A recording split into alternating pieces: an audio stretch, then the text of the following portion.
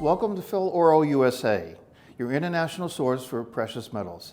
Hi, I'm Albert Johnston, the Director of Sales and Marketing for Phil Oro USA here in New York City. Today I'd briefly like to talk about the central banks around the world and why are they accumulating gold in the recent past 2 years. Just last year, in 2022, we had the fastest growth of gold accumulation in the various central banks around the world, the biggest we've had since the 1960s. Then in the first half of this year, 2023, we had 387 tons of metric gold going into central banks, with China being the big player there of 103 metric tons in its central bank, and the little tiny country of Singapore put 73 metric tons in their central bank reserves. Why are they accumulating gold and putting it in the reserves at this time? Well, the main factor is they're concerned about currency devaluations. A lot of central banks, and let's take Singapore for example, is heavily weighted in foreign currencies in its reserves. So if you start getting devaluation in currencies, you're running into risk. This is where gold comes in as a diversifier and offsets some of that risk. Remember, gold has no counterparty, so there's no liability attached to it at all.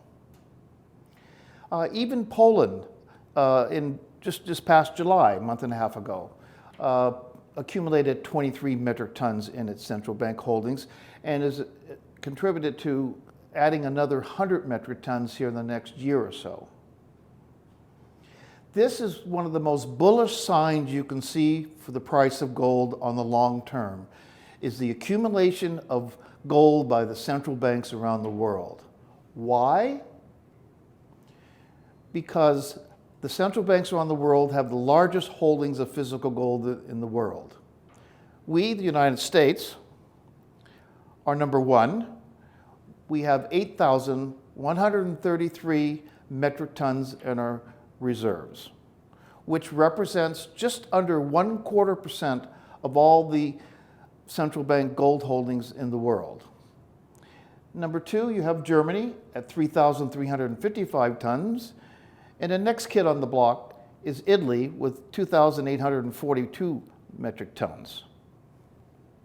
What's not in that formula in the banks is the IMF.